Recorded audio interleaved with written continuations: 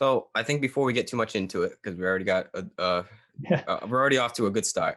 I think we can start this thing off. You just want to do a little quick introduction, synopsis of who you are, how you came to be where you are now, and then we can get this party started. sure. Sounds good, man. So I kind of started off in, I think, a way that a lot of us who are attracted to spirituality start off. I started off a neurotic mess, a Mm-hmm. real wreck, a real train wreck of thoughts, and then uh, thoughts trying to silence thoughts with other thoughts, and that's a mess. And in my 20s and my 30s, some maybe a little bit in my 30s, um, it was it was kind of the background of my existence, was this kind of tragedy of just thinking and anxiety. And so I thought, well, I'll get a degree in psychology. That should help, And I ended up getting a PhD in psychology, and that was a little help, Mm-hmm. quite a bit. Mm-hmm. But what I found through this whole adventure was that Eastern philosophy just had far more guidance than any kind of academic information was able to give me. And so I started reading Alan Watts, who has been a huge influence in my life. I'd say he's been kind of my single mentor, and he was able to inspire me in ways that he was able to kind of go around the thinking mind, to realize you can't solve a thinking problem with more thinking. And it sort of opened up my consciousness to a much bigger world than what I had been living in previously, which was this kind of little closed off neurotic mess. And once I realized that the neurotic mess wasn't even me. Mm-hmm. And then I'm like, so I learned to become much more at ease with like anxiety. So if anxiety happened, I realized, well, that's just the body doing what it does sometimes, you know? Yeah. And I learned to watch thoughts. And so I ended up still finishing a degree, and I became a professor.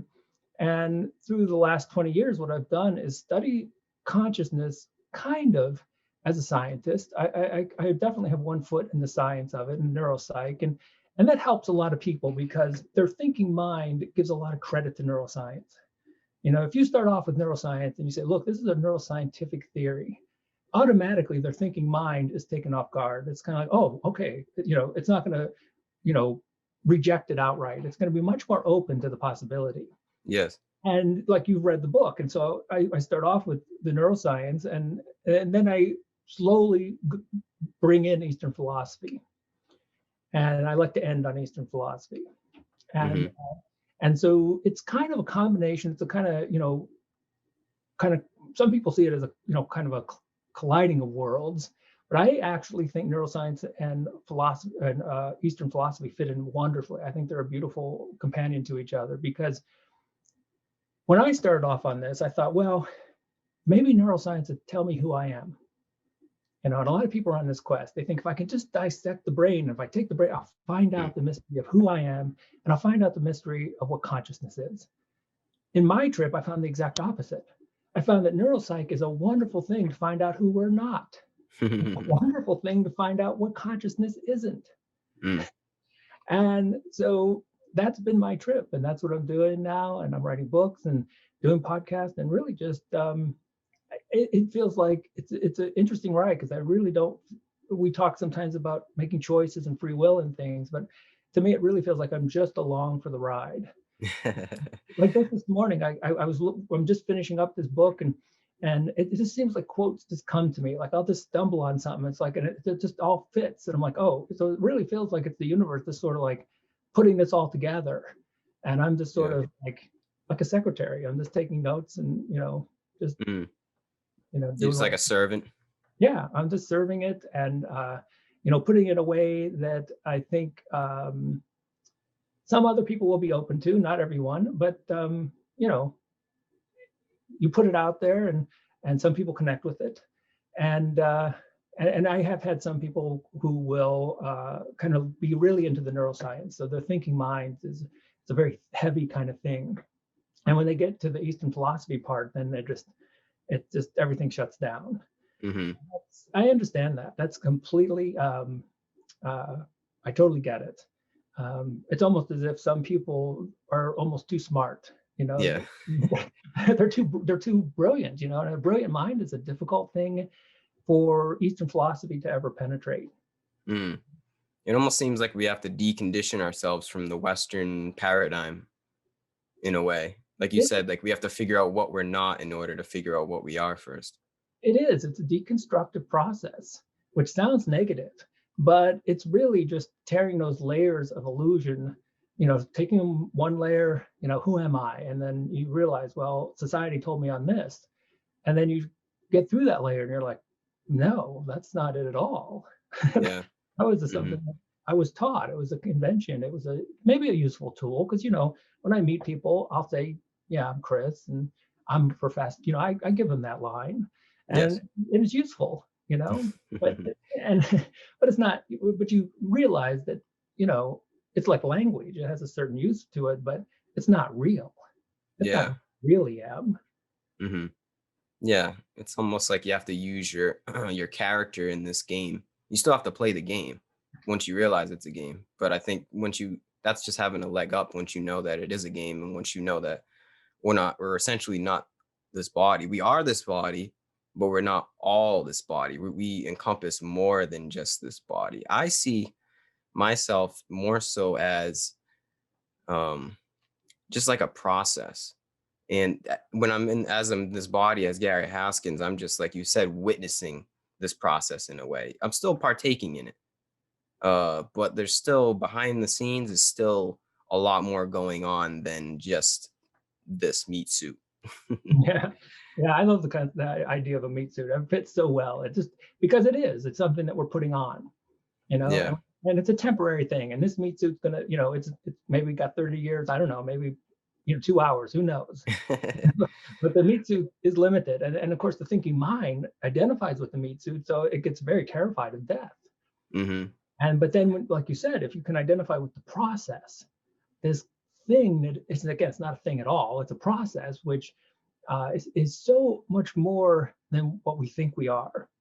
And if you can identify with that, which the thinking mind has a terrible time identifying with it's just, for so many reasons, it just, uh, thinking mind can deal with one thought at a time.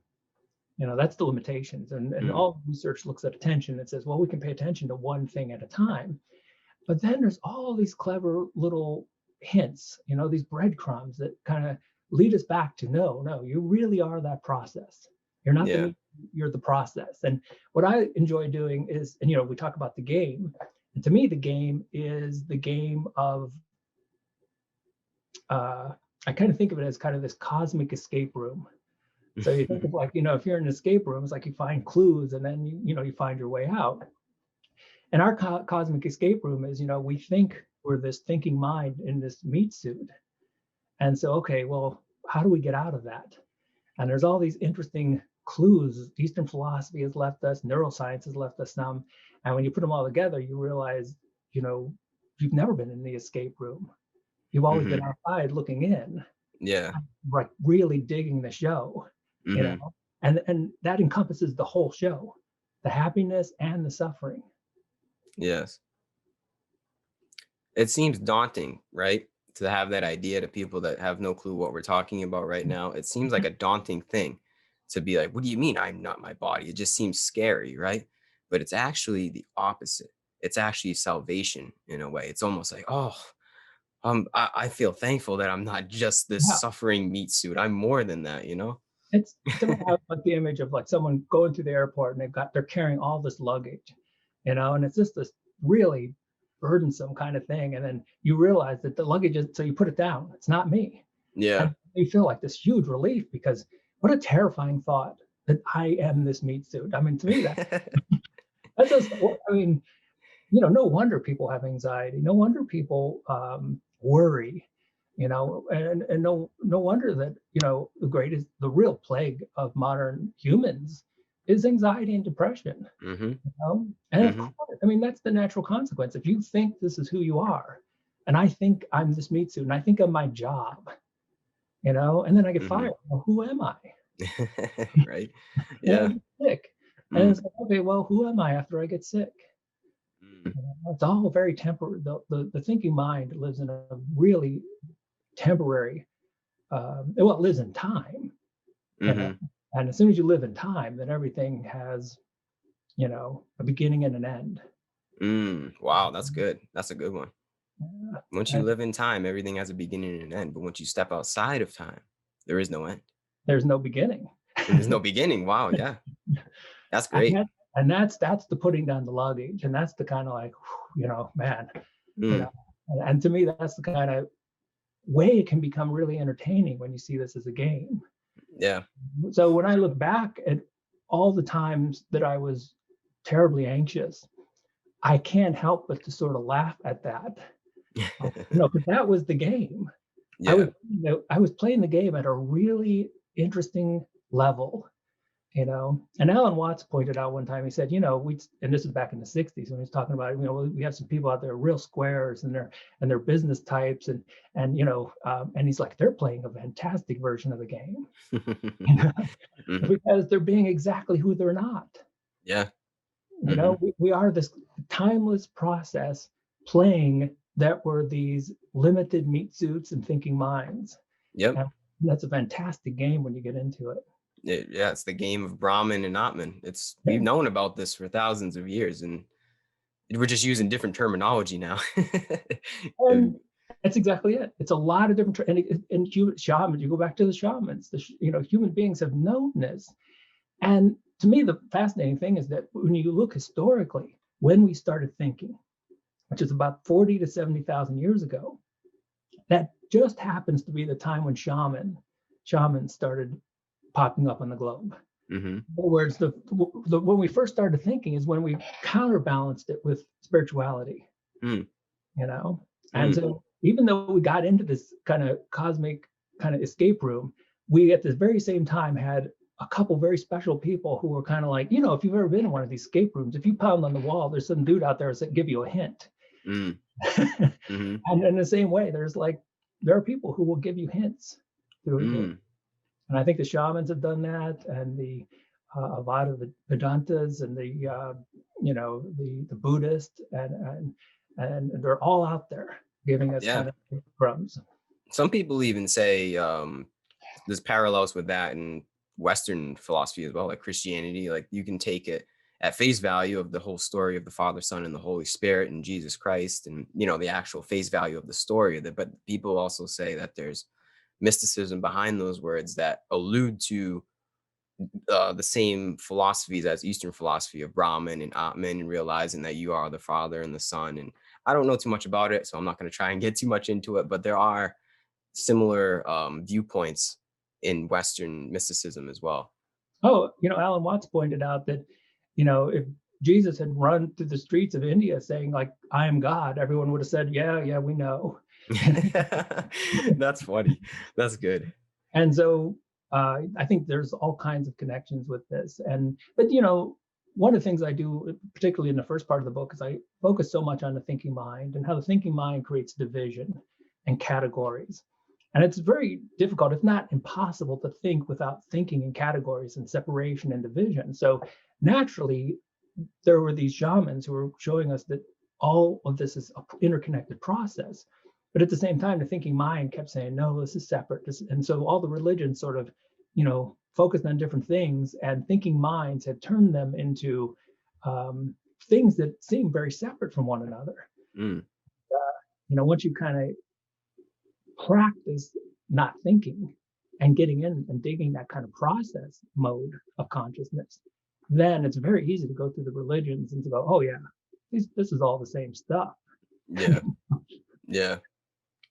It's they're all hints, like you said. It's all just like pointing you in the direction. And I find it interesting that that's all really you can do. You can't, there's no words that can really or concepts or symbols that can really, you can't like see something and be like, oh yes, it has to be like experiential.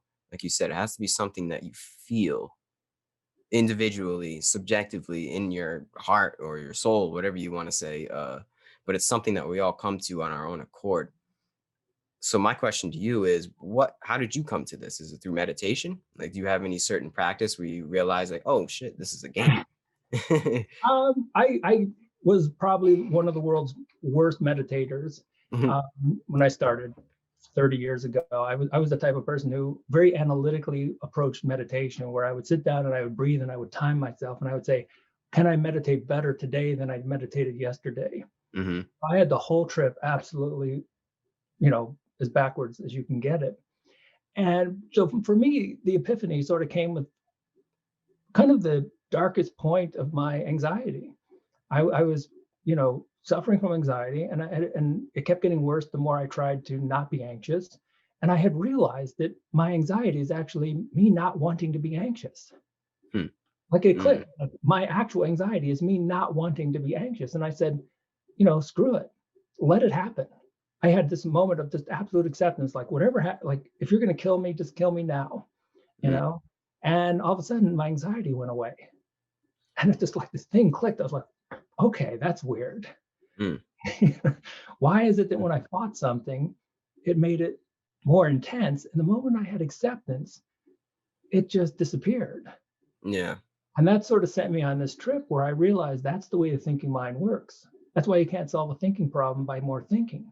Hmm. Because every time we think, like it's, you know, the thinking mind tries to control and move the world in one way or another. And every time we try to do that, it seems like it backfires. And that's why, you know, when you look at uh, you know, we think of philosophies. Okay, well, what should we do? Uh, uh, you know, you can think about this politically, and people are. There's always some thinking mind that comes along and says, "I know what to do," and I, you know, think about back in the '70s, and people would say, "Well, every time, you know, let's declare war. You know, let's declare war on cancer. Let's declare war on drugs." Think about how the war on drugs went. I mean, it just was, you know, kind of laughable when you think about how it absolutely backfired in a Yeah. violent It was a way. failure. Hmm. And so, you know, every time the thinking mind sets out on a mission, I must do this. It just backfires. Like I was setting out on this mission, I must not be anxious. Mm. And the more I set out on that mission, the more it backfired. The Yeah. more I kind of just chilled and said, whatever happens, happens, the more everything just kind of fell into place. Yep. That's what Krishnamurti said. I think you said that in your book, Yeah. actually. Yeah, it was, what was his secret is that he doesn't care what happens, Yeah. and I there's like a the way lot of power in that. yeah, he said, I don't mind what happens. And I don't know if he was playing with that in the sense that like the thinking mind, like think about mind as Oh, okay. I don't Mhm. mind what happens, That's good. which is a way to think of I don't think too much. Mm. And and that's a really wonderful clue, you know. I mean, just Seems like a war between our right and left brain. and for me, that's the way I think that's a really nice, simple way to conceptualize it. And from the neuropsych perspective, sometimes people, you know, take that a little bit too maybe seriously, and they'll say, well, there's other parts of the brain, and we can't really. And I'm like, yeah, I know that. I mean, I know the brain. You know, it's very complex, and there's a lot of ways you can play around and organize the brain. For me, though, the left and right brain is just a very it's an easy way to communicate with people. It's an easy way to get the message across, and there is an actual decent amount of research and an actual research evidence to back it up. And so it's not just, you know, pulling out any metaphor. It's not purely metaphorical. I think that there's it. Uh, it's a path that I think pays off for people. And you could start to notice this kind of left brain awareness and this right brain awareness. And so, like we said before, like earlier, we were talking about consciousness versus the thinking mind. And to me, in fact, one of the oldest ideas about the left and right brain, I mean, this is like 2,000 years old, was that the right brain processes reality and the left brain processes our thoughts about reality. Mm. Me, I'm like, man, you know, that just nailed it. I think that's a Mhm. really nice way to conceptualize how the two sides of the brain work. Is our left brain processing our thoughts, or are they generating our thoughts? I would say both. You know, I mean, Mm. you know, what you just asked is a really interesting question because if you sit and just count to 10 in your head and you say, okay, that's pretty easy, then ask yourself, was I the one listening or was I the one counting? You Oh, know, that's good. I I don't mean, know. It can be kind of an interesting question because you start getting into it and you're like, because we talk so much to ourselves, and that voice in the head is one of the things that remains absolutely constant through all of spirituality. The Eastern philosophies have picked up on this a long time ago. Krishnamurti, I mean, they all knew that this voice in the head isn't who they are. Mm. And I think that's one of the things that Eckhart Tolle picked up on. And that's why he was able to connect with such a wide audience, because he was like, look, we all talk to ourselves. We have this voice in the head. And the research suggests pretty strongly that that voice in the head is really being generated by a real small spot called Broca's area in the left side of our brain. And and Really? So we have a particular region in our brain just for our voice? and the weird thing is that not only is it connected to the voice in our head, well, we don't know any of this for absolute certain, but if you talk to yourself and you're in, say, an fMRI chamber, that Broca's area lights up. And it happens to light up also when you're talking. So right now, as I'm talking to you, this little Broca's area in my left brain is really able to control all the muscles that control speech. But the Mm. weird thing is that's the same spot of the brain that activates with our inner speech. So what do you mean by that? It controls it and then activates it? Yeah, can you expand on that? Yeah, yeah. So not only does it control it, activate it, not only is it kind of, if we think neurologically right now, it's sort of that neurological center of the inner voice. But we know that when Broca's area shuts down, so does our inner voice. And so to me, that's really interesting evidence, because we know people who have strokes in the left side of their brain, well, they stop talking. But the interesting thing is, if it's a very severe stroke, not only do they stop talking, but their inner voice goes quiet. And some of these Mm. patients, when they recover and that Broca's area comes back online, they can describe it in a way that is a very interesting, almost spiritual kind of experience. The way they Yeah. describe it is, my inner voice went silent. I wasn't thinking anymore. Wow. That's so interesting. I wonder what that even feels like. Are they more in the moment in a way? Like, are they that's I don't know. I'd have to dive into that more. That's so interesting to me. I haven't heard of that ever. That's great.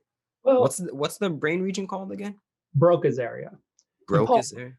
Yeah, Okay. Paul Broca was a doctor about 100 years ago, and he was analyzing a patient, and the patient came in and he couldn't really speak. And after he had died, Broca dissected his brain and he had a huge lesion in this area. So Broca uh, just thought he'd name it after himself. Of So course. it ended up becoming known as Broca's area. Oh. Do you think that in the future we're going to, things such as like Neuralink hook up to our brain and be able to um, almost touch upon these areas and control our facet of being, like our brain, a lot more than we can now. Like we do it through meditation, but it takes discipline and it takes time and it takes effort.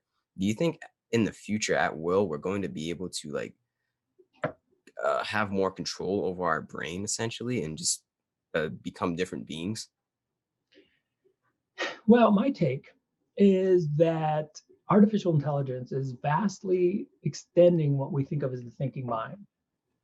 And so computers can think, and what we and this all makes sense because we live in a world dominated by the thinking mind. I mean, we've created, you know, realities that are a reflection of the thinking mind. And in some ways, the cell phones that people carry around, they're great kind of extensions of the thinking mind. So I think artificial intelligence is going to do an amazing talent of extending the thinking mind. What I do not think it will ever achieve is the process underneath it. Hmm. I don't think it's ever going to achieve the consciousness that's actually behind the thinking mind. Um, but there was something I wanted to mention before that because you were saying like, how do we stop thinking in a sense? And this is something I actually call the refrigerator light problem. One hypothesis, and I'm just throwing it out just for fun, a thought experiment, Okay. because we are, at least on the surface, it seems like we're plagued by thinking. So many people just, so many worries. I mean, think about things like the virus and, there is the virus, and that's a problem. But so many of us think so much about it that, you know, for some people, thinking about it is far worse than the actual virus is, because, you know, a lot of people will never get it. And yet they have lived in fear for so long about it. And that's the problem with the thinking mind. We have a real difficult time with it. So what I call the refrigerator light problem, you know, refrigerator light, you know, it's only on when the door is open. So you might think that it's on all the time. But a speculative idea about thinking is, what if we actually don't think all the time? What if we only think we're thinking all the time? Because when we think, the thinking mind turns on, and just like, you know, it just assumes it has been on all the time. Mm, I mean, when you consider it and you look over the course of a day, and what about a musician who gets lost in music? yeah. And, you know, and people who go out and they go for a nature walk, and see, that's the thing about the thinking mind. It only knows it's thinking when it's thinking. Mm, When it's out, I mean, it's the same thing. Like a lot of people will say, you know, so you go to sleep at night and you fall asleep, and it just feels like you wake up in the morning, and it feels yeah. like nothing happened. Well, so many people, I'd say the vast majority of neuroscientists are like, well, that's because you're unconscious. Consciousness isn't present during deep sleep. And I'm like, maybe not. Maybe it's the thinking mind that is off. Yes. And But then when consciousness is still on. and consciousness, and then it's interesting when you get into some of the Hindu philosophers, they actually will come right out and say it, that when you're asleep, even deep sleep, consciousness is still there. Mm, But from the thinking mind's perspective, it has this biased framework where it's just like, hey, you know, it's like that person who shows up to a party like hours late and they think the party never started until they got there. You know, the mm, thinking mind is like, hey, if I'm not there, it's not happening. yeah. And so, you know, consciousness might be with us. It's kind of, I call it clear consciousness. I mean, there's a lot of words for it. I don't want to come up with another phrase, but um, you know, it's ever present. It's always there. It's always in the background. And the thinking mind just kind of comes along and just kind of clouds it. But, you know, it's like clouds on a sunny day, sort of. Yeah. And and so AI and all the stuff we're doing, I mean, they're projections of the thinking mind, you know. And maybe I can get my thinking self. I mean, maybe there's some way to transfer my memories. Um, You know, if we're able to get the thinking mind and the problem solving mind, and we're able to get that into a computer, I'm pretty convinced at one point the computer would start thinking it has a self in it. Mm, that's interesting. Yeah. And so we may have thinking computers, and we may have thinking computers that are even convinced that they have a self. But that self isn't going to be any more real than the self that we think is real. Mm. Have you ever heard of philosopher AI? No. It's a I don't even know if you want to call it a program, but it's an algorithm, or I don't even know what it's titled as, but it's using the language GPT-3, which is its database is pretty much the entire internet. I'm not gonna act like I know how it works, but you could ask it questions like I'm asking you and have a conversation with it. I actually have a video called "A Conversation with Philosopher AI," Oh yeah. and it's just like you could ask this thing anything, and it'll give you this. Like I ask it like these like existential questions, and it gives you an answer that it seems like a human came up with it, and it seems like it has some kind of identity. Like at times it feels like I'm speaking to somebody on the other side of the screen, and they're giving me this this long thoughtful answer that turns out it actually isn't a person at all. It's just the I guess an algorithm, a program, or just it's just pattern recognition essentially, Yeah. and it's so profound, and it seems like it has this kind of self, and it convinced me that it has this self, but it's not. It's just literally just patterns on a screen. So maybe that's just what we are. We're just like philosopher AI times Yeah. 10. We're just pattern recognition machines in Yeah, a way. well, think about it for a second. Like if you had a, when we are by far the most advanced pattern recognition machines on the planet, and we still outdo computers. That's why when when you're online, they'll still have some kind of funky, you know, uh, script. You know, it's really messed up. And only a Mhm. human is sophisticated enough that we can say, okay, that's the letter L, and sometimes even we mess it up.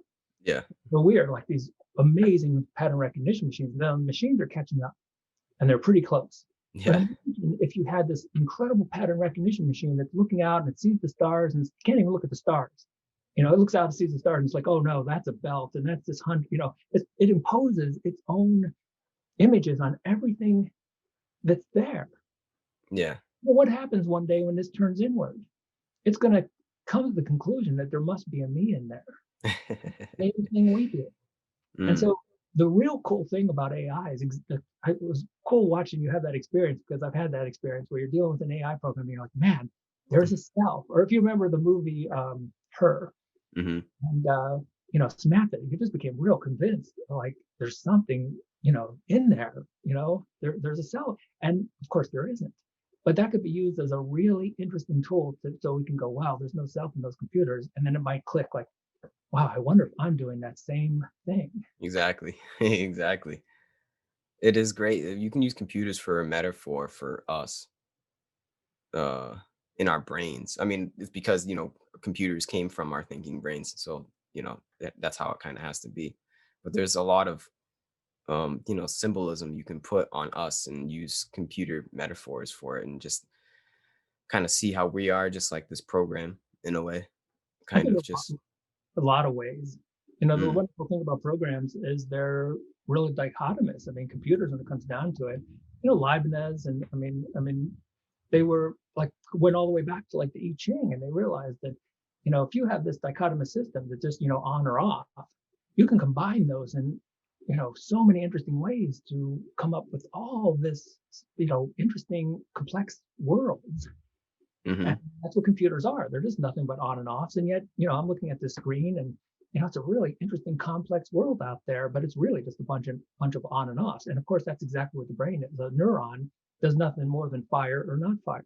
mhm. And so, these interesting, complex realities can come out of these simple building blocks of on and off. Yeah.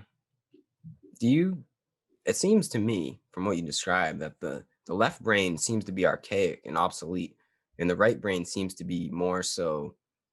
I don't know if it's newer or just like a different take on experience or consciousness. And it seems like they're almost opposites in a way, like yin and yang. One holds the other back, but you can't just shut off the left brain. You can't just shut off thinking. You have to learn how to work with your thoughts and, decipher your thoughts with your right brain, right?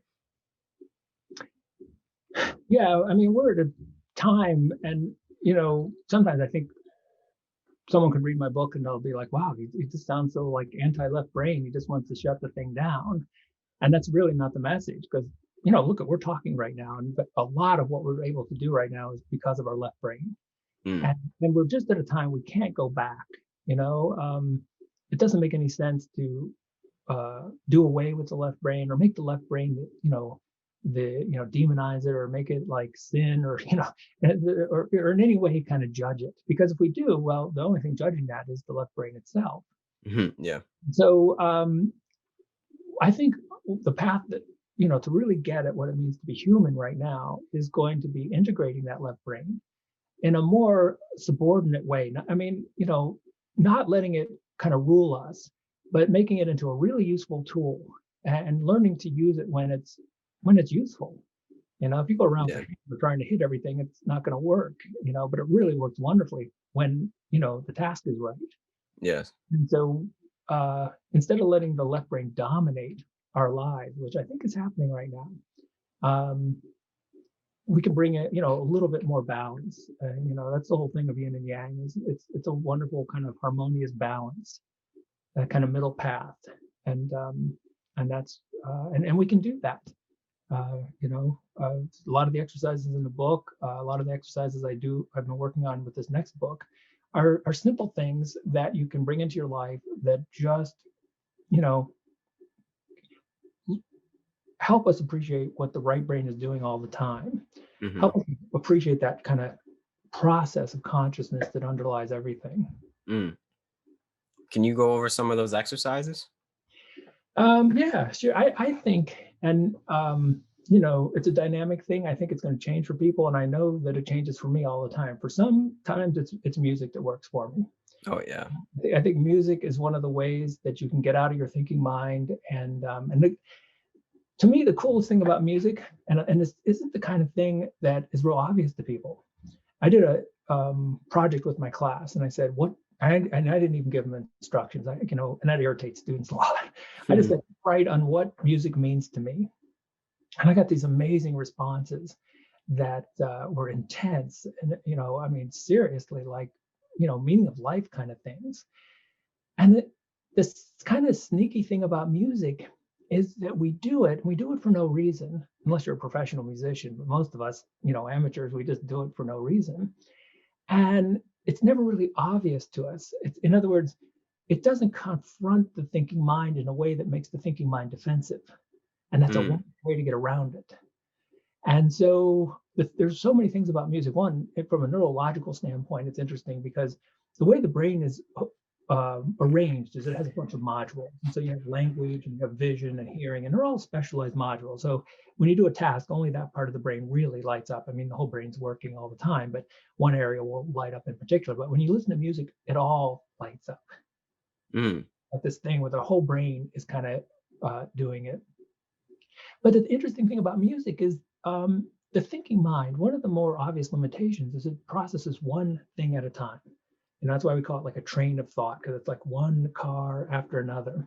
And it's very difficult to think two thoughts at once. If I say, hey, you ever try to like listen to two people talk at once? It's like, mm, shift back and forth. yeah. And so, but music gets around this. Even if you're listening to a small group like the Who or something, small little three-piece group or something, but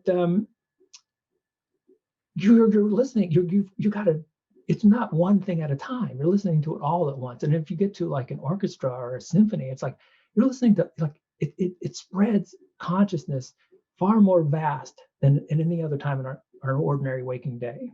Yeah. And so that's one of the wonderful things about it, is it helps us become more in tune with that process Mm, rather than just thinking. So one, I mean, that's a simple thing. And a lot of yeah. people are already doing it. But then sometimes people go in and they'll listen to music with a purpose, and that's just like reading poetry for a purpose, or, any kind of art that has a purpose. Yeah. It does, you're not doing it for a purpose, you know. Mm, The left brain is so goal oriented, and that's because the left brain is so, it's all in time. And time has a, past, and then it has a future where I can improve myself and become better. And when you get out of time and you just kind of dig music for a little bit, you know, you do get out of time. I don't know if it's ever happened, you ever sit down and, you start playing an instrument or just listen to music, and then, an hour goes by and you don't even know it, yeah. because you kind of unplugged the clock, you know. Mm. Yeah, because the thing about music, this isn't my quote. I'm pretty sure actually Alan Watts said this. Somebody said it. Is you don't look forward to the end of the song. It's the only thing where we're not, well, you could say movies too, but it's not something where we're like, oh, I can't wait till it ends. We just kind of get lost in that process of the song. It's not something where I'm like, oh, 3 more minutes and the song's done. It's like I'm enjoying everything that this is, this art form in this current moment, in this process. And like you said, there's no, when you're in that mindset, which is like beyond conception, beyond time, it does take you closer to the present moment. It takes you closer to just being in this process. And music itself is a process. Like it is entire intricate process of patterns, and just it's magic essentially. It really is. And it's we just, if you get, the more you get lost in that process, yes, it is, it kind of like, I can see how it touches upon that right brain, non time fashion thinking. And yeah, that's great. Do you know if Alan Watts said that quote? Because I think he did, Yeah, or I think somebody. he did. I mean, one of his lectures, he also said that, when it comes to music, we play music, but we go to work, and Mm, it's kind of interesting too that we use that phrase, like, where do you work? I mean, wouldn't it be mm, weird if we said, well, where do you play? mm, I mean, that'd be kind of a cool life. It's like, well, where do you play? It's like, oh, I play at this, oh, but we don't. We say, where do you work? And work has this kind of dreadful sound to it, and play yeah. obviously doesn't. And so I think music sort of, like you said, it alleviates the problems of the future, because in music there is no future. It's just all happening. You're appreciating every moment for what it is. You're not rushing it. So many people when they get to work, they want, oh, is it Friday yet? You know, Mm-hmm. is it 8 o'clock yet? And that's just a tough way. It's a tough way to live. And the thing is, it all goes by so fast anyway. You know, Yeah. Yeah. Right. but Hmm. and there's other simple exercises. I really think that the left brain is so in time, and it's so burdensome carrying the past and the future with it, that the right brain has this kind of immediacy to it, and you can kind of wake that up. So I'll tell. I used to do this with my kids. I'd be like, my daughter would say something like, "What time is it, Dad?" And I'd say, "It's now." Hmm. And she'd be like, "What do you mean?" No, it's still now. It's always, and I'd do that till she started getting irritated with me. And she'd be like, but then you'd see like there would be a kind of a thing that would kind of, yeah, it is now. And that is an interesting feeling. It's just like music has a feel to it. When you start living in the now, it has a certain feel to it. Yeah. You know? Yeah. That's all it is, and that's really all you can say. It is like this certain feeling, and then once you put some kind of concept on what the now is, and it's like, all right, well, then you're not in the now. Yeah. And that, yeah, you bring, and that's fine. There are a lot of times when you might want to, um, you know, consider something in the future, pull yourself out of the now. But there's no balance. I know so many of my students, they're so caught up in what am I going to do when I graduate. I mean, even my kids, my son's not even 13 yet, and he's kind of projecting off into like, where am I going to go to college? And these are all useful to some degree, but if we miss out on the now, then we miss out on the only thing that's actually real. And that's Mm. that's that. But then you could say, "Oh man, I don't know. That sounds like a tragedy." But it comes back to that game. Hmm. That's the game. We're playing a fantastic game of being everything we're not. We really are this ever processing moment of consciousness that's playing this game of being everything it's not by getting caught up in our day-to-day problems. Getting caught up in work. And I had one in my YouTube channel. Someone commented on this movie called Employee of the Month. And I thought, okay, so I checked it out. And I don't know if you've ever seen it. It's kind of a funny movie, but there's a lot of movies about work and how work creates these worlds, where like the TPS reports are terribly important. And, oh, you didn't hand this in. And that's the game. We Yeah. create these like weird little worlds where everything gets, we're all stressed out about them. Hmm. And then you step outside that world. And so that's why it's funny to watch from a perspective of, as a movie, because you're outside of that world looking in, and everyone in that world is stressed out and freaked that, oh, this is going to be late. Oh, the boss just walked in. Let's all be like serious. Hmm. And then it sounds funny.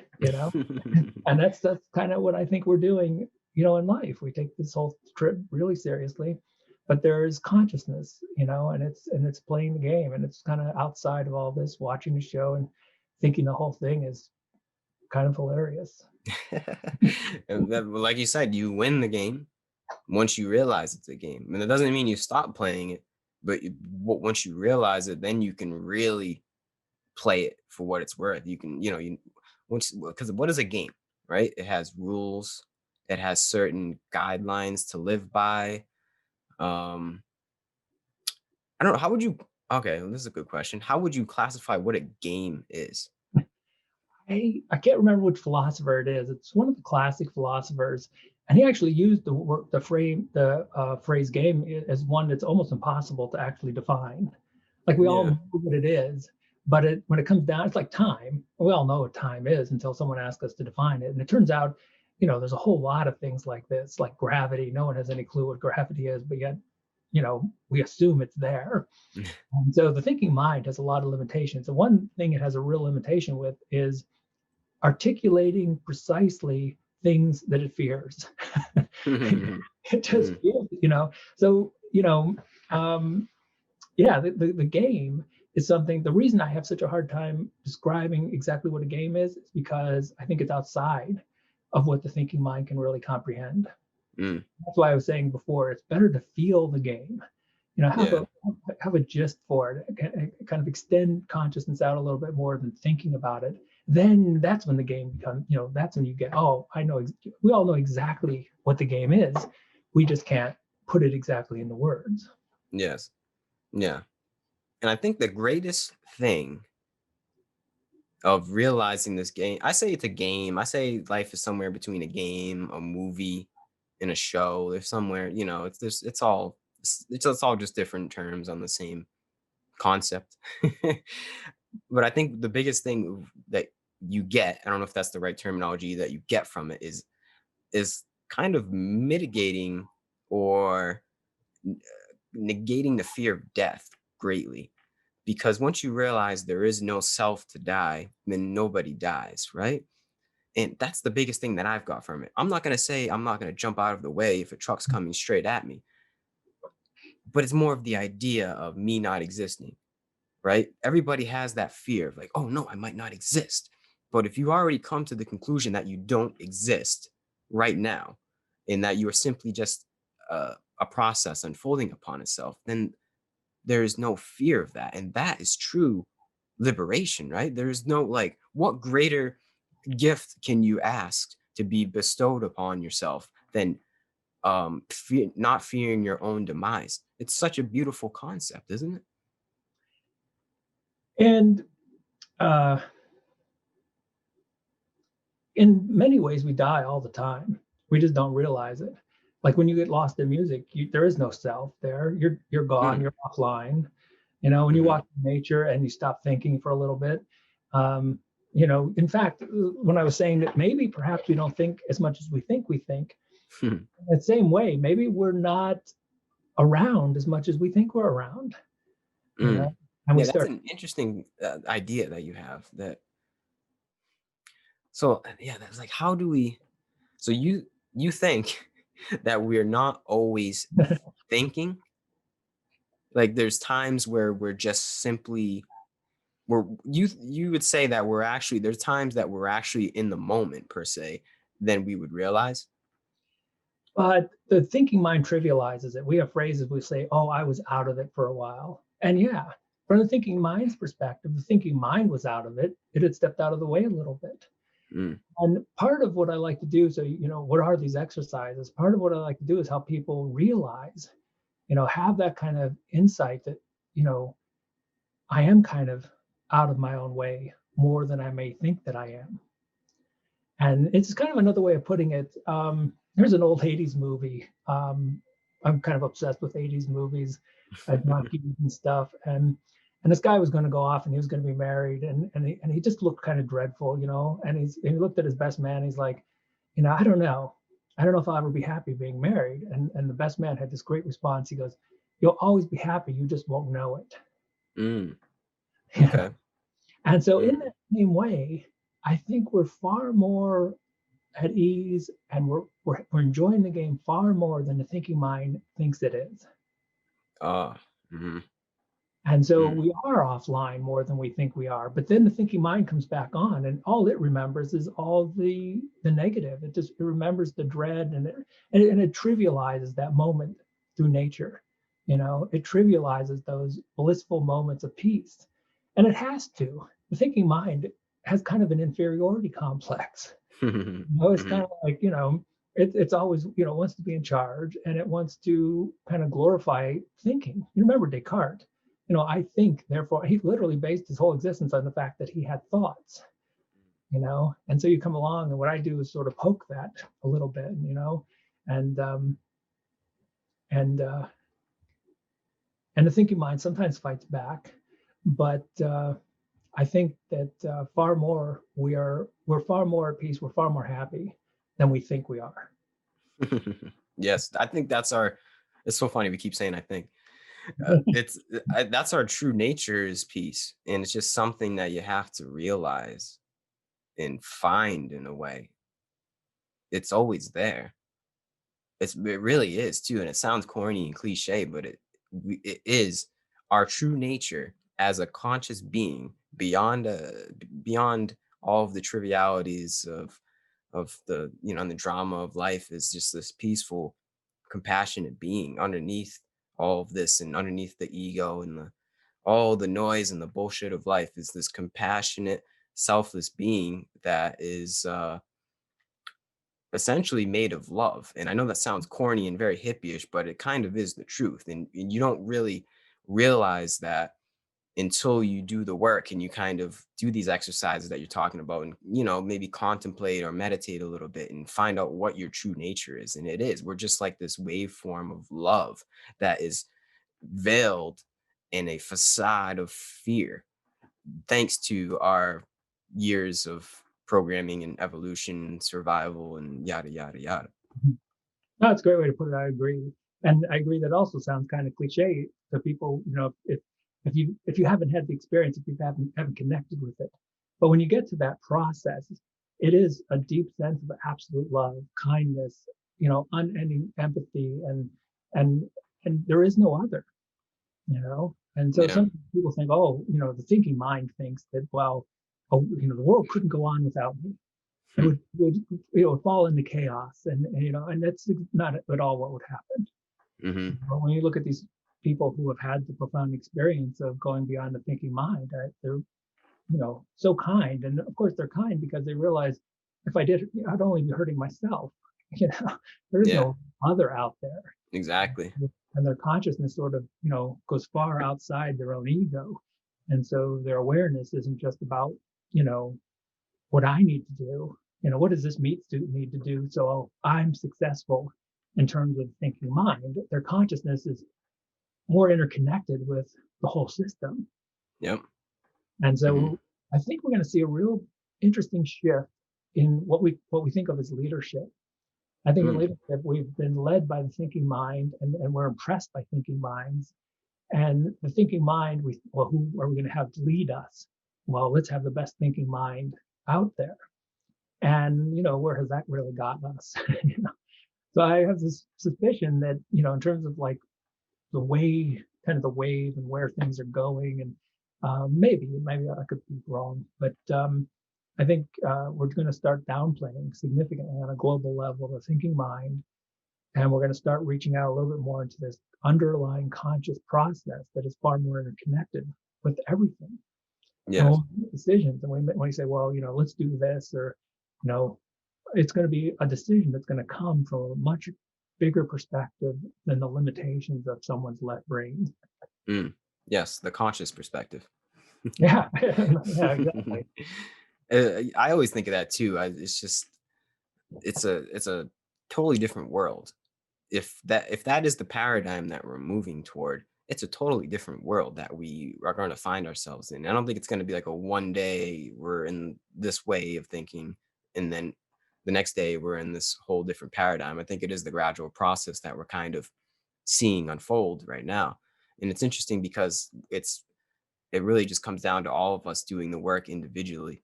And then from there, that's how we change the world. It's not going to change necessarily from voting in new leaders, or eh, it doesn't come from the outside. It's another cliche. Change comes from the inside, and then from there, the outside changes. And I think that is where we are heading. Ideally, hopefully, we're just going through a little rough patch, I guess you could say, Mhm. right now. But that's how humans grow. We grow through struggle, And and every little rough patch, every little, failure, again, that's just, the game wouldn't be really exciting if we couldn't fail. yeah, that's true. That is true. Yeah, because if we always knew from the get go that we were always, yeah, it's almost like we had to forget who we were Mhm. in order to remember who we were. I think that's kind of what the point. If there is a point of living, of being a human being, is remembering who we are, because nobody knows what we are or where we came from, like really don't, like, which, and that's the greatest mystery of life is, I think, and that's the whole gist of life, is us collectively figuring out what the hell is going on, because nobody knows what's going on either. We don't know who we are. We're just here surviving. We eat, we sleep, we poop, we fornicate. We're just caught in this process. We don't know why. We don't know who did it, where we came from. But I think that's what's going on here is we're slowly figuring out that some may say we are God or we are the process. We're slowly figuring out we're a part of this thing. And then, yes, from there, we move into a society where we know that we are this process and who knows where the world's going to be. But yes, this is the first step of realizing our true nature is just the stuff we've been talking about before, just going in, diving into yourself and figuring out there is no self. And then we act from that. It's it seems like it's like we've had amnesia Mm. for years and we just forgot that we are this process. Why do you think we forgot? Is that just like what is the, I don't want to say point, but like where did that come from? Like our amnesia. Because do you think that we were more in touch with this back in like the, we'll say like the hunter gatherer times? Do you think we were more in touch when we were in these smaller communities and more in touch with nature? Do you think we were kind of on more of that paradigm of the collective rather than the egoistic, individual greed, selfishness, fear kind of paradigm that we're running on now? Or is there like something that we're kind of regaining as we come to find our true nature? Yeah, absolutely. I think if you go back, I mean, Homo sapiens, we've been on the planet for about 200,000 years. I think if you went back 200,000 years ago, our consciousness was far more in tune with that process, but we had to forget. So why do we have this amnesia? And in the book, I mentioned, well, what if you owned a casino? And it'd be really boring to play in your own casino, because if I win, I kind of lose. And if I lose as the owner, I would win. Hmm. The only way I could really have fun in a casino that I actually owned, I'd have to forget I owned it. Yeah. I'd have to It's, have amnesia, yeah. go in and just forget all the time that I was, the owner. And if I did, then I can have a lot of fun. And then there's the adventure. Maybe I'll win, maybe I'll lose. And so, Mm. we had to have amnesia so we could go on what I think Jung would have called the hero's journey, you know. And we're doing this, and maybe we will come back. And if we come back, maybe we'll say, oh, the movie that was fun, maybe let's start it over again. Hmm. Let's forget who we truly are. Let's forget the whole thing again and watch, Homo sapiens 2.0, and then Yeah. we'll go back and we'll do the whole thing over again. And You let's know, play the game again. Yeah. that's what we've been doing. Maybe that's been the eternity. Mm. We've been doing it so many times, and because we've purposely given ourselves amnesia, we don't remember it. Hmm. So some would say that's we're stuck in the cycle of samsara, right? That's the cycles we just keep coming back and coming back. But the Buddha taught that you can escape that cycle of the game and essentially reach nirvana. And I don't know what that is. You can't even talk about nirvana. But do you think that is kind of human's destiny in a way, so that we stop playing the game and escape our suffering, and we all reach a certain kind of Buddhahood collectively? It absolutely could be. And wouldn't it be interesting if that happened? And then we just said, well, this is cool, but it was also kind of fun playing the game. And Yeah. then, I mean, it's, from our perspective, we think, well, why wouldn't you want absolute peace? And I actually think Alan Watts talked about it one time when he's like, are you sure you want absolute enlightenment? Just sitting there, on your, you know, in lotus position or something, and you're just going to sit there in absolute peace and tranquility. I said, are you absolutely sure that's really what you want? Hmm. Because when you play with that a little bit, and you're kind of like, yeah, right now, with all my work problems and money problems and COVID, yeah, maybe I'd take that deal, and I would love to have peace. But Mm. yeah, go, a couple million years, and and you might kind of think, hey, let's mix it up a little bit. Let's throw some humans in there with thinking minds and let them get into some trouble and mess things up a little bit and get into this wild adventure, thinking that they're individual selves inside these meat suits, and let them have some adventures, and think that death is real. I mean, Hmm. really, you want to make a game, you got to have death. That has to be thought of as. I mean, if you take death out of the equation, the game doesn't work anymore. You've got to have Yeah. this horrible thing called death that we all fear, because then it makes the game, wow, it's not a game, it's real.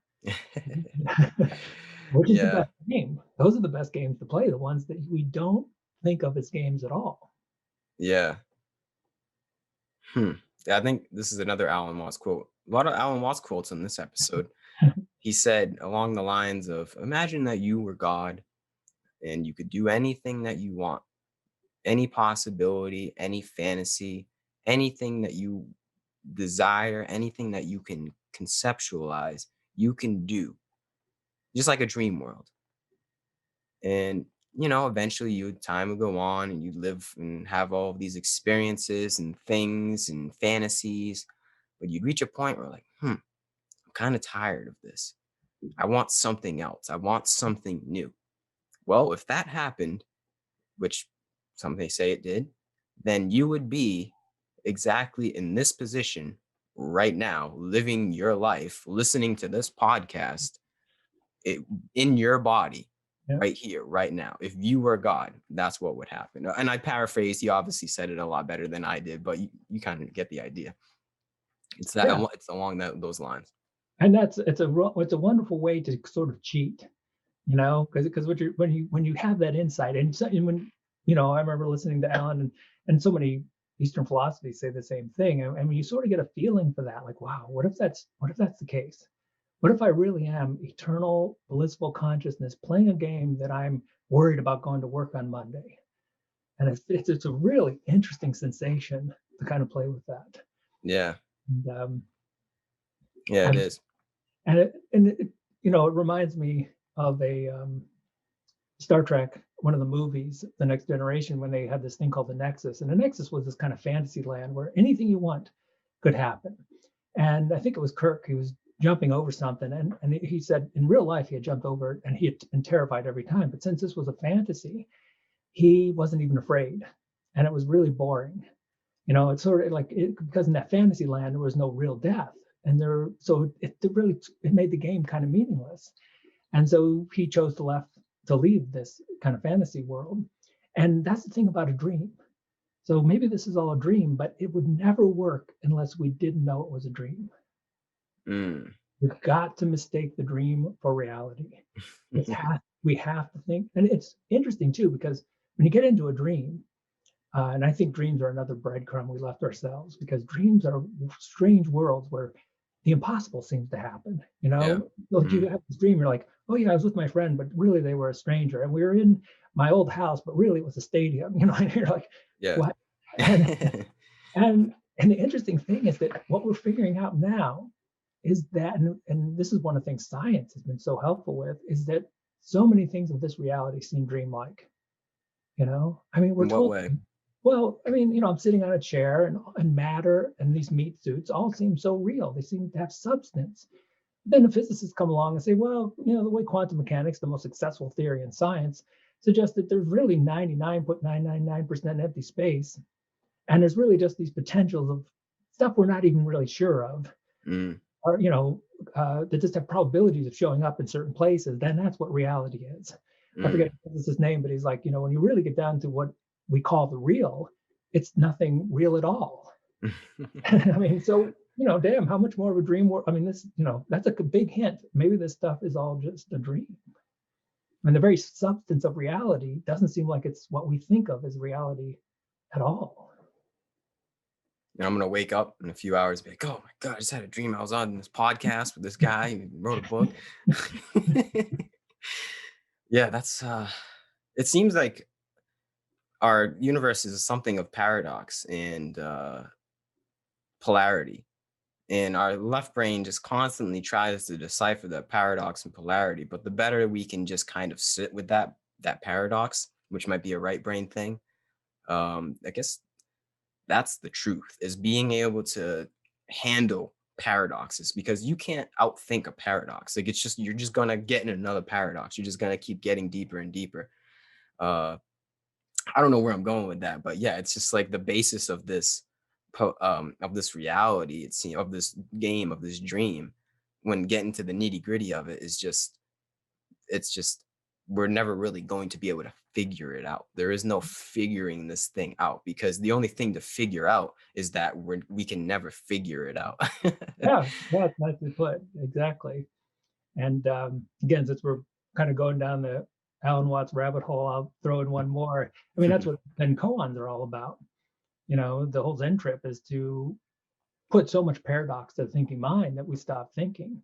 Mm, And Alan told a story about how the student would go to the teacher, and the teacher would throw out a koan, and then the student had to answer. And the student was trying to be really clever, and so he got this like really big toad, and he put it underneath his kimono, And the teacher said, "Well, who are you?" And he pulled out the toad like this is going to be kind of really a cool, interesting answer. And the teacher just said, "Too intellectual," you know. And so it's the way you put it is very interesting. Like we're we're in a situation where we think we have a thinking problem, and what we're going to have to realize is there's no way we can think our way out of this problem. And when we realize we can't think our way out of the problem, then in a weird way, the problem is actually solved. Yeah, right. Oh man, that's very to be able to have these conversations, man. It's just like it's almost like a skill to like to know. I don't know. There's just something that just it's like another layer of just consciousness of being okay with not knowing, being okay with not being okay, if that makes sense. Yeah. It's just like, oh yeah, it's a mystery. And that's good. I'm glad that life's a mystery. And I enjoy these conversations. And then, you know, uh, we kind of get into this one mode. And then, whenever we finish, I've got to go to the store and returning some things. And then the whole, you get back right into this normal mode of reality. Mm, And that's okay. I think it really is. But it's a lot of fun to kind of come out of it, and talk about it. And it's a fascinating thing to use the thinking mind, which we're both doing right now, in a really interesting way that is, uh, we're kind of talking about it too. We're kind of talking behind the thinking mind's back in a way. yeah, yeah. Hmm. Yeah. That's what it is. It's just it's I feel like if we always dwelled in that area, which some people do, some may say that's an enlightened being, quote unquote. Uh, it seems like totally different reality. I don't know.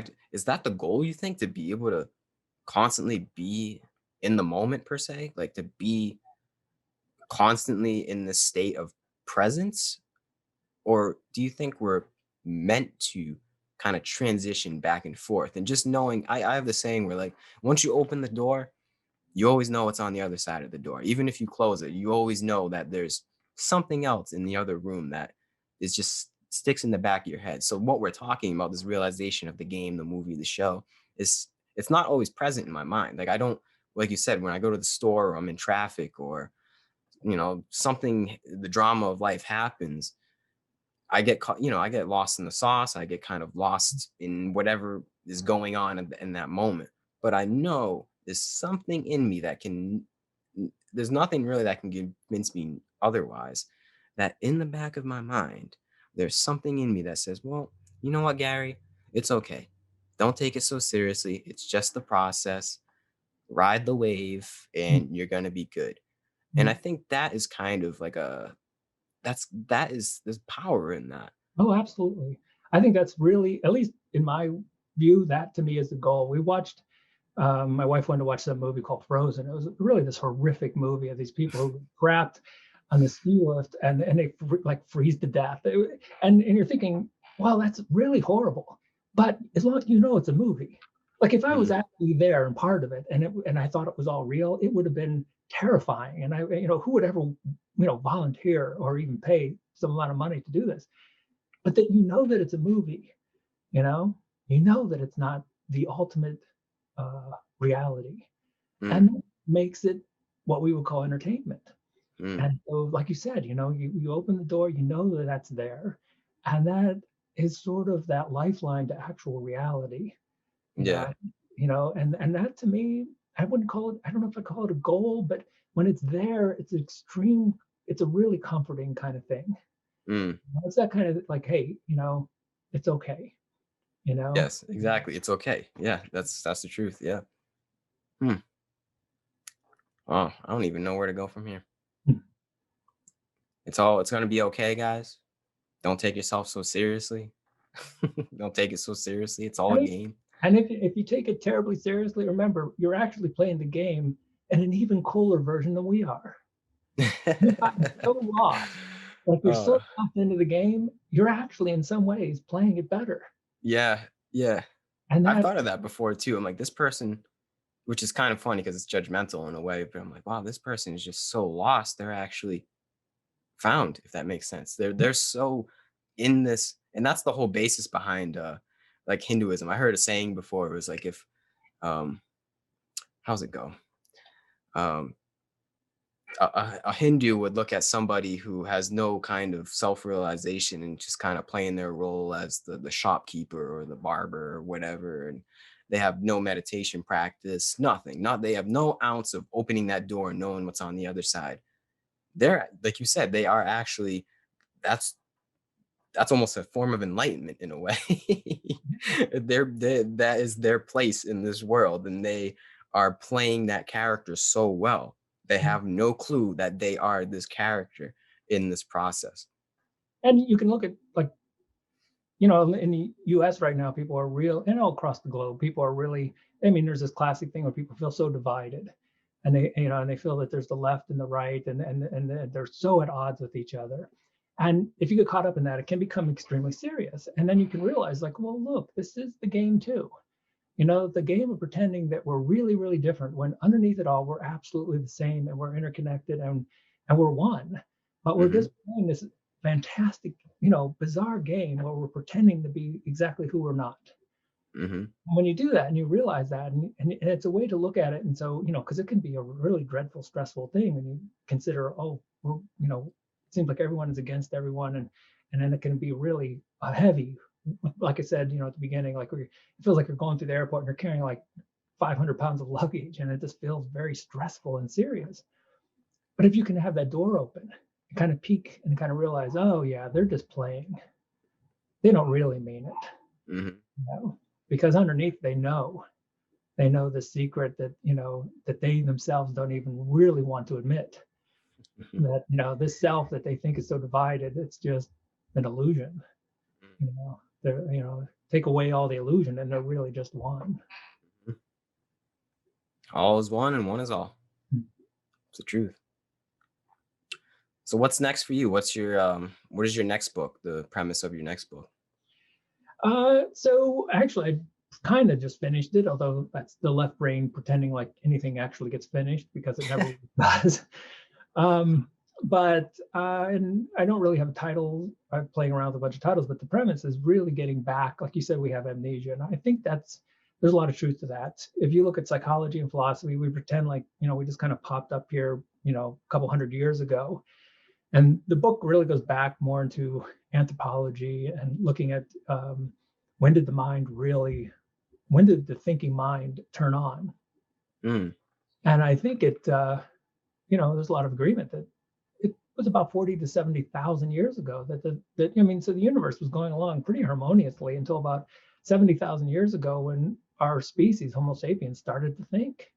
That was kind of a qualitative shift, and everything changed. And of course, the first thing humans did was annihilate all other forms of humanity on the earth. mm, There were six other forms of humans, you know, walking the globe just like us, and we have no clue what happened to them. One theory is we just, you know, got rid of them because we're, you know, that's the thing about the thinking mind. It has this capacity to separate and divide and group people. So it was able to first look like, oh, it's us versus them. And our mm, real kind of the mixed blessing is that on one hand, well, we're all here because of it.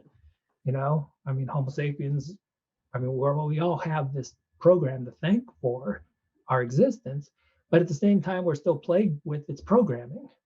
yeah. Because programming was it's us versus them, it's us versus them. And now we're kind of like, well, okay, it's just us. So now we're kind of turning the program on itself and going, we're taking our group of humans and now I mean, think about the globe. What a bizarre dream we've done. You know, the globe is this one interconnected thing, and we've divided it. We've got lines all over the globe right now. Mm, There's a place on Earth you can stand where you're not on one side of a line. yeah. And I mean, it's an imaginary line of the mind, but you know, we treat it as real. And so, but I've really gone heavy into the exercises for the next book because I think you said this early on about Buddhism, that the trick about Buddhism is it's not a philosophical contemplation, it's a direct experience. I mean, you know, the whole point is directly experiencing it. And so I've come up with a bunch of puzzles and uh, problems and exercises so you can really feel the thinking mind. So you can really Mm, feel when you're in that process of thinking and feel when you're not. Because it's a really distinct, subtle but distinct kind of sensation when you're thinking. And it's a different sensation when you're listening to music or walking through nature. And when you learn to differentiate the two, that's when I think it can be helpful, like you said, opening that door, keeping that door open, and letting us Mm, kind of have that lifeline to who are we really? And as soon as you don't need, I don't, at least in my view, you don't really need to give all your possessions away and sit on the side of a mountain or anything, or even meditate for 4 hours a day. You just need that door open. yeah. At least that's my view. I mean, if the door is open for me, this has become a playful kind of fun ride. Mm. So Maybe that can be the title, Opening the Door. yeah, Oh, that's great. I think probably we can wrap this thing up if you'd like. It's crazy. Like we talked about before, it's already been like an hour and 15 minutes, but I feel like we just been talking for 10 minutes. Do you have anything that you'd like to say before we wrap this thing up? well, just like you said, I mean, those moments where we're outside of time.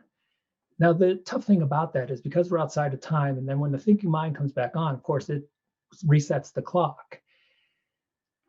And I think those moments where we're outside of time, that is the door being open. You know, Mm, that's the door, and that's a kind of connection. And it doesn't take a lot. I think even one conscious breath every so often. So even when I'm at the store and someone cuts in front of me and I feel the thinking mind go on, I just take one moment of conscious breathing. Not I don't sit and meditate or chant or anything. I just, one conscious breath and it yeah. resets and it opens the door again.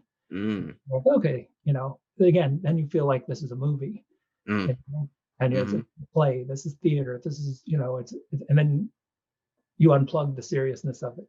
mm. And so Unplug the seriousness. That's good. Yeah, that's great. This was a great conversation, Chris. it's I like fun. this. I like Chris, how do you say your last name? Niebauer? Niebauer, yeah. Chris Niebauer, thank you so much for coming on, author of No Self, No Problem. Uh, I'll link everything in the description where you can get your books and your website and anything that anything else that you'd like to link. Just Yeah, let me know. I probably spend more time now on my YouTube page than I have before. I'll link that as well. Yeah, thanks. 'Cause I just sort of play around with these, uh, kind of peeking through, opening the door techniques and little talks, and so that's been kind of something I've spent more time on. My web page, I really need to go back and kind of update it.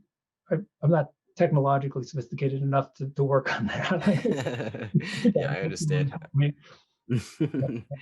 Well, Yeah. yeah, all the information is down below if anyone's interested. I'm definitely looking forward to your next book. It seems like something along the lines of the conversation that we had It is. today. It is. Very much so, yeah. Well, yeah, I mean, thanks a lot. You're always welcome to come back on here. Maybe next time, whenever you're going to release your book, Yeah. or whenever you want to just have a good conversation. But like I said, this was pretty awesome. Thank you again, and good luck going to the store and playing the Thanks. game. All right. Well, if you have nothing else to say, then have a good day. Yeah, you too, man.